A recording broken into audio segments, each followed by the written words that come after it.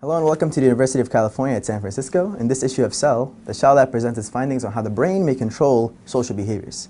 Please join Cindy, Xiaohong, Nirao, and myself as we discuss the findings of our study. Nirao, you're the senior investigator on this study. Can you give me some background about the social behaviors the lab studies?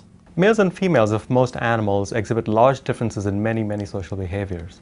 These sex differences or sexual dimorphisms in behaviors can be observed in displays of mating, aggression, and parental care. We are interested in understanding how it is that the brain controls these sexual dimorphisms behavior using mice as a moral organism. These are complex behaviors. How do you know where to start? It's been known for a long time that sex hormones secreted by the gonads exert a profound influence on the brain to control sexual dimorphisms in behavior. For example, in males, the testes secrete testosterone, which in turn acts on neurons in the brain to control male typical displays of behavior such as aggression. Similarly, in females, the ovaries secrete estrogen and progesterone, which then acts on the brain to control social behaviors in females. Knowing this fact, we can then ask how is it that sex hormones act on specific neurons in the brain to control sexually dimorphic behaviors. So Xiaohong, what was your strategy to figure out how these hormones are acting on neurons, and what did you find out? We know that the receptor for these hormones are expressed in various brain regions, including the hypothalamus. This is very intriguing because hypothalamus is the critical center for mating, aggression, and nursing. So as Nirao mentioned, the hormones are present at different levels between males and females. We reason that the gene regulating hypothalamus should also be differently expressed between males and females. So we therefore compare gene expression profile in adult hypothalamus between the two sexes. What we found is a total of 16 genes that are expressing differently in various hypothalamic regions, as shown in this figure. So the red means it's upregulated in males compared to females, and green means it's upregulated in females compared to males. And the darker the color is, the stronger the sex difference is. Well, that's pretty exciting. But one, how are the genes differentially expressed? And two, what does it mean for the animal? As we might have predicted, the sex differences that we see in gene expression are controlled by sex hormones. One example I can give you is Cckar, which is a gene that is expressed in higher levels in the female hypothalamus as compared to the male. When we remove ovarian hormones, estrogen and progesterone, from the female, we find that Cckar expression drops to that of male-like levels.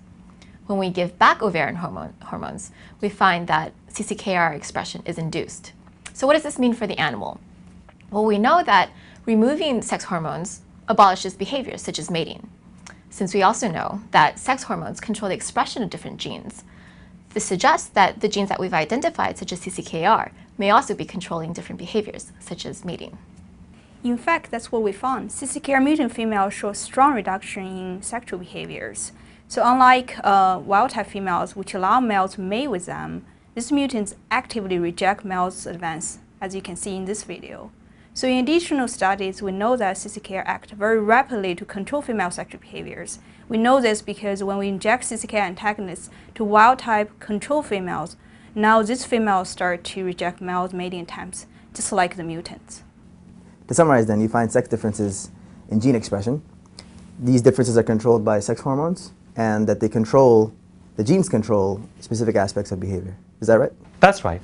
As Cindy and Xiaohong have already described, Cckar is sexually dimorphically expressed in the hypothalamus, and it controls female sexual behavior.